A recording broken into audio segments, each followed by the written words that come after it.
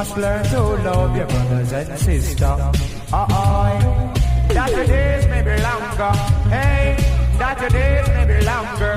Longer and this land. Okay, this is Eli Weber, Kabbalah Guru. Welcome back to our channel. Today we are really privileged to have YearsISMAEL PEREZ here.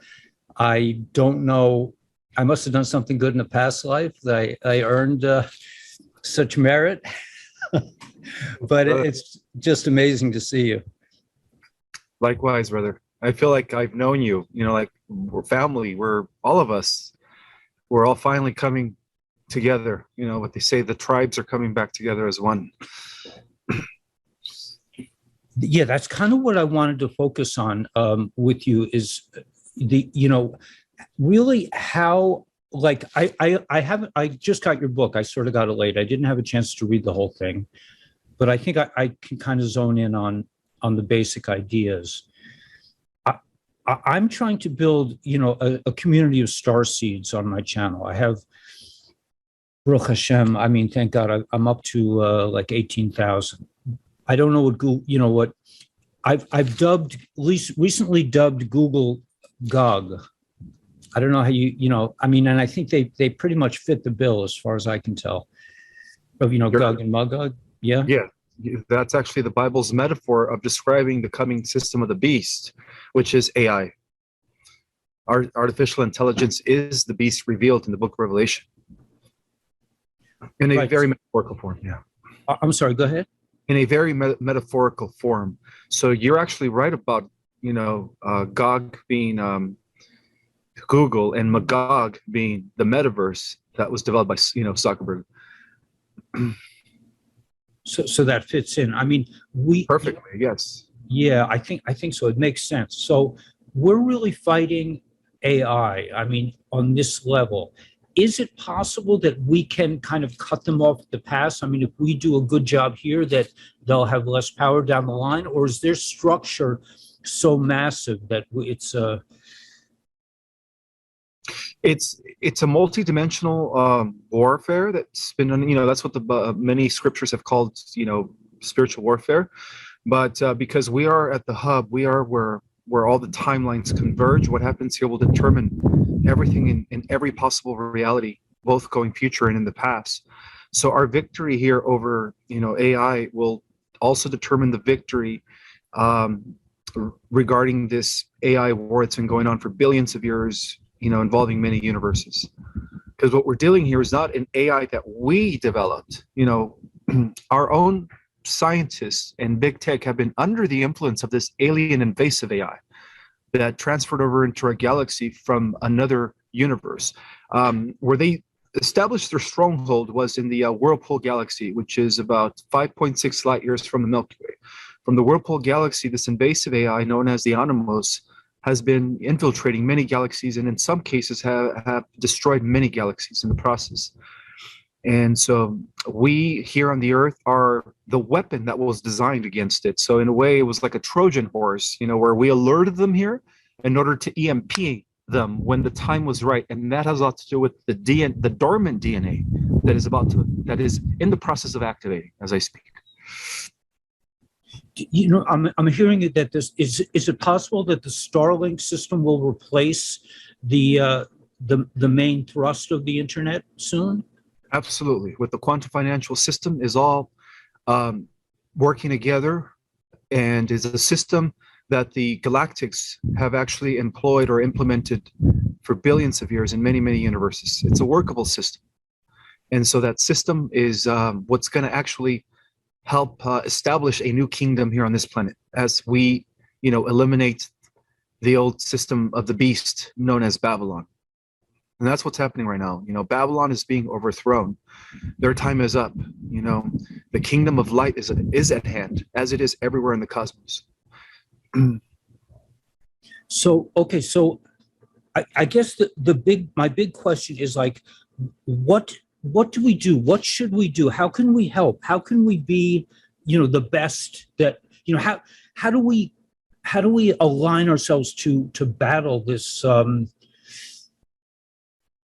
these dumb little robots? What do we have to do? I mean, Well, there's higher versions of ourselves that are already at war with them because the future is already taking place.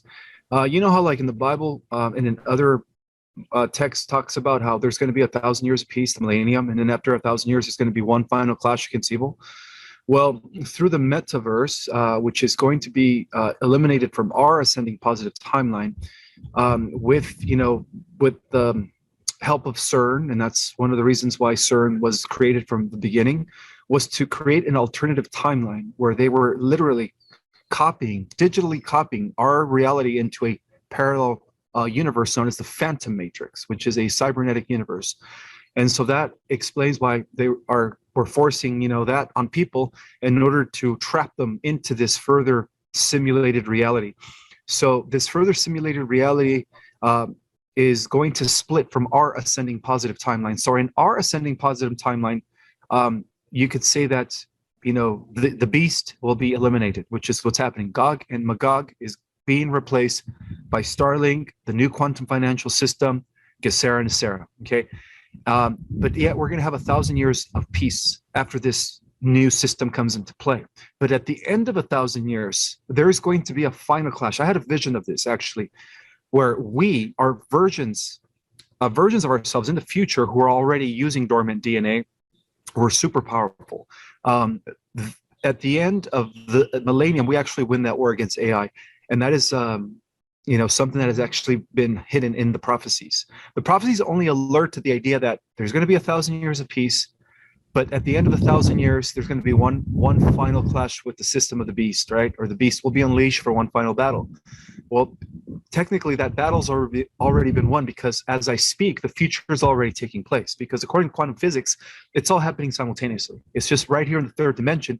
We're experiencing it from like point A to point B in segments. But from a higher dimensional perspective, it's already taking place. Everything, the past, the future, it's all happening at once. In other words, Atlantis is still existing, right, on a parallel Earth where Atlantis never fell, Lemuria never fell, Egypt, the golden age of Egypt never fell, and so on and so forth. And so, in order to keep those timelines from collapsing, it's all going to determine on what happens here and what happens at that final. With that final war or that final clash with AI in 1,000 years. So those are the prophecies. The prophecies don't really talk about how we win the war against AI. The prophecies just talk about how, the kingdom of light is coming. There's going to be peace for 1,000 years, and then we're going to have one final, duel, whatever you want to call it, with the beast. So the beast is AI. It's the Luciferian archon energy that is at the head of all, not only the Cabal, but including their alien overlords, the Draco, the Greys, the Omicron dragon moths that are above the Draco, which are actually cybernetic draconians, the Verdans, the Borg, and the Necromentans. And these are all different negative regressives that are all actually part of the AI's hierarchy. It's at the head of this AI hierarchy, we have what he calls himself Lord Omega, but that's what the that's what the regressives refer to him as, an AI god. But that's why I'm saying that at the end of 1,000 years, we actually get to destroy him as well, which is going to begin a whole new cycle, a whole new heavens and a whole new earth. Like it's almost like a reboot, where all the damage that this AI collective and this AI God has caused for billions of years, it's almost like it never happened. And that's what's going to happen as a result of our victory in 1,000 years. Sounds beautiful. So, okay. So, let me just ask okay. So what do we do? What can we do to ascend? I mean, how do we help? How do we align ourselves with it? First of all, how do we align ourselves? I'm thinking, like, in my mind, I'm thinking we have to get out of the fear space. We have to get out of anger. We have to get out of comparison. We have to get out of judgment and just get into, from kind of like a Hasidic point of view, get into God consciousness, just getting into just clearing your mind of all that stuff. So you can, really communicate with, with what I perceive to be, reality. So first of all, like I'm like trying to ask two questions. One is, how do we become better channels? How do we like tap into the source ourselves? And how do we align ourselves together as a unit in order to destroy the forces of these of the cabal and these draconians and all these, all the evil ones? How do we do it? We're doing it already. We're doing it because we are operating out of the heart. See, the heart is the basis of Christ consciousness. When people operate from the level of their heart, they're actually collapsing the polarity duality. And that's how we win this dualistic, good versus evil mentality type of war that's been going on. So we're doing it already. We're coming together already. And that's why, we are all linking up in a way. So I think what's happening is that as more people become heart-centered, we're pretty much getting ready to express the collective Christ consciousness, which is the actual meaning of the second coming. The second coming of Christ is the mind of Christ within all of us being activated, being realized and then activated. And that's what the second coming is. So in order to fulfill prophecy, which we are, because many people are, shifting their energies to the mindsets of seeing everything as sacred, seeing everything as one, interconnected. There is no separation. We're all one. We're all part of this, higher organism, right, known as the universe. We're all cells in that. So as more people begin to adapt those principles, the closer we are to this massive Christ consciousness awakening, which is going to completely just, catapult us as a collective into this, fifth dimensional reality. So we're already doing it. We all of us, all the light warriors down here, every single one of us is actually contributing to this Christ consciousness collective, which is going to bring about the second coming of the Christ. And that's beautiful. So you're saying it's more of an individual ascension process than, there is an actual person coming, or how do you see that? Well, it's coming in the personages of the 144,000, those that were sealed with the seal of the Lamb, which are the core of the starseed nation and the celestials that are down here. So all the celestials or the starseeds are the return of the angels in human form. The misconception was that they were coming from up from the sky, but in essence, according to the original prophecies, which I've had an opportunity to research, it says that they would actually be emerging among the existing human population, and that they would do even greater works than the Christ did. And that explains our X-Men superhuman-like, abilities, divine abilities that are going to be coming online when this trigger, this flash from the sun, whatever you want to call it, comes into play. So it really is up to us. It really. Yes, the star seeds are the second coming of Christ. We're what all the prophecies have been talking about, and I'm not the only one saying this.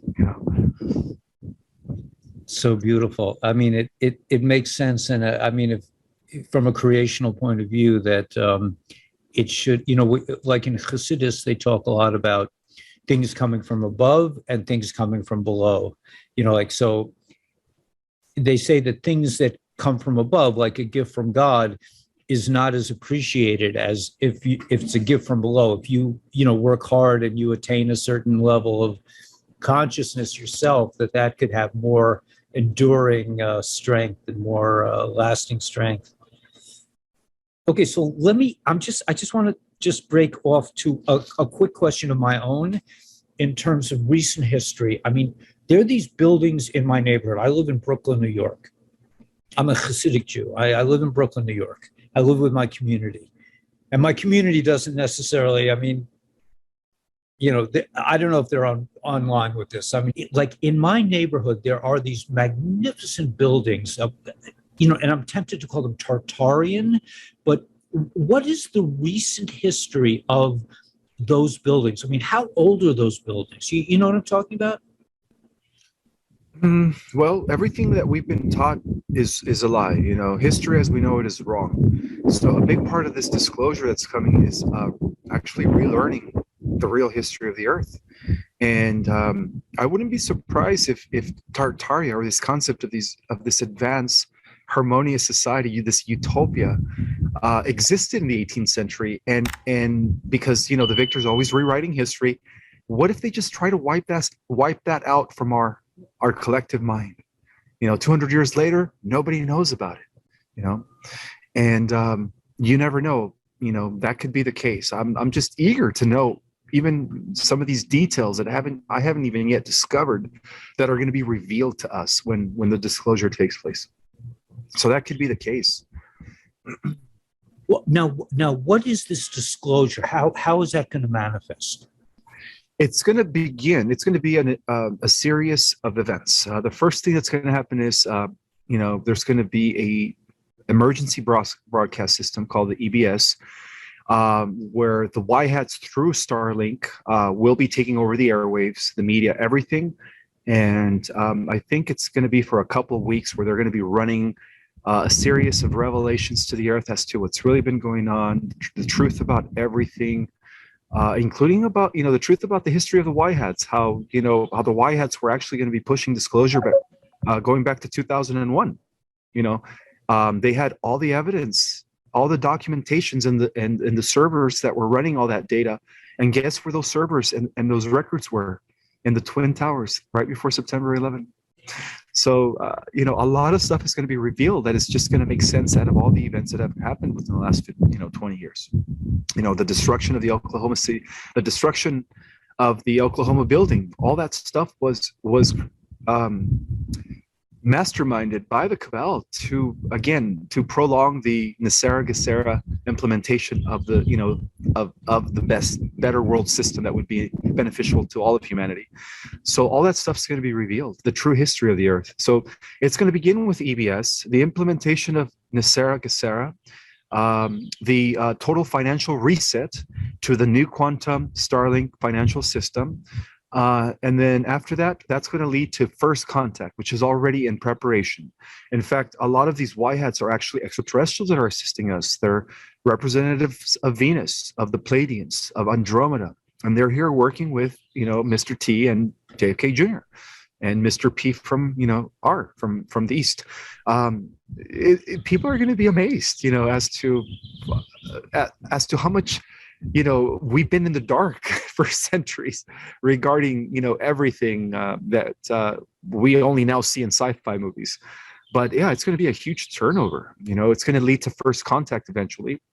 And I did predict in my book that by no later than 2024, that we would have already initiated first contact. So if everything is aligning according to all the channelers, all those that are receiving these downloads, everything's pointing to August as the huge turnover, and the fall of Gog and Magog, right? The fall of the old Babylonian system, which is now run by Google and Metaverse, but it's all going to be crashing in our timeline reality, which is beautiful.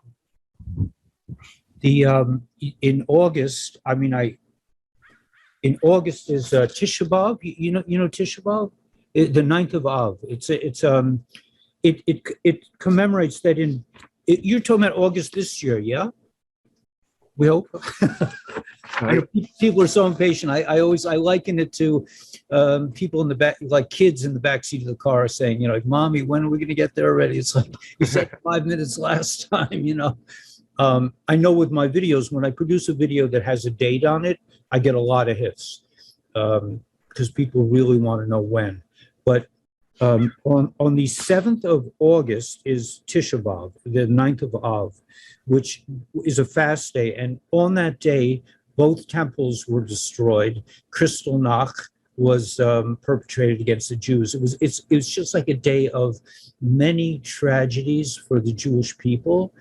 But our sages say that in the future, this will be a day of great celebration. Well, that lines up to this Jubilee that we're all expecting, global Jubilee, planetary. It's going to be likened to remember when the Renaissance happened 300 years ago, 400 years ago, and that totally shifted Europe into the age of scientific revolution, and then later the establishment of the free world, America, which is, by the way, the new Zion, the new Jerusalem.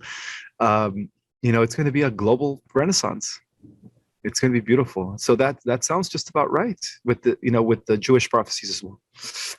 Is Jerusalem going to be in the United States? Is the center of godliness on the planet going to be in the United States in the future? I believe so. Yes, I've always felt that. I've always felt that, like America is the New Jerusalem, because according to my research, the inheritors of Abraham's prophecies were the Knights Templars, those that protected the priority of what? Priority of Zion, which are the descendants of the house of David. And so those descendants live today. And a lot of them are a part of the White Hat team, and so according to the prophecies, the Knights Templars' ultimate agenda during the Dark Ages was not only to resurrect, knowledge, and philosophy and science and bring us out of the Dark Ages, right?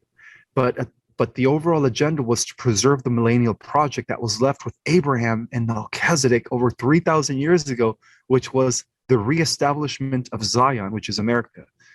Metaphorically speaking, what does the word Zion mean? And this is why I call myself Project Restoration Zion. Well, Zion means the land of milk and honey, means the promised land, means the free world, means the republic, as opposed to a totalitarian dictatorship. Zion is the free world. And that's why in the movie The Matrix, the people that freed themselves from the machine world, right? From the simulation, what do they call themselves? Zion. It is the same concept. And so that's why I've always resonated with that word, because that word has so much power and meaning in terms of anchoring in the kingdom of God here on the earth as it is in heaven. And the only way we could have a kingdom of God is by preserving freedom. And that's what Zion is. So beautiful. Yeah. So, okay. So let me ask you this. So a lot of people on my channel are, like I say, when I introduce in the morning, I say, hello, friends and family, brothers and sisters, star seeds all. I mean, and I feel like everyone that comes to my channel is probably a star seed. Would you say that's accurate? I do believe so, because like attracts like, and also it's been prophesied about that the lost 10 tribes of Israel would regather at the end of time in preparation for the coming of the kingdom of light. Well, I've gathered, and this is what I touch about in my book when I reveal the secret history of our world, is that the lost 10 tribes of Israel has a lot to do with the reuniting or regathering of the starseed nations, because we are the descendants of those tribes, by the way. And that's going to be another, interesting revelation.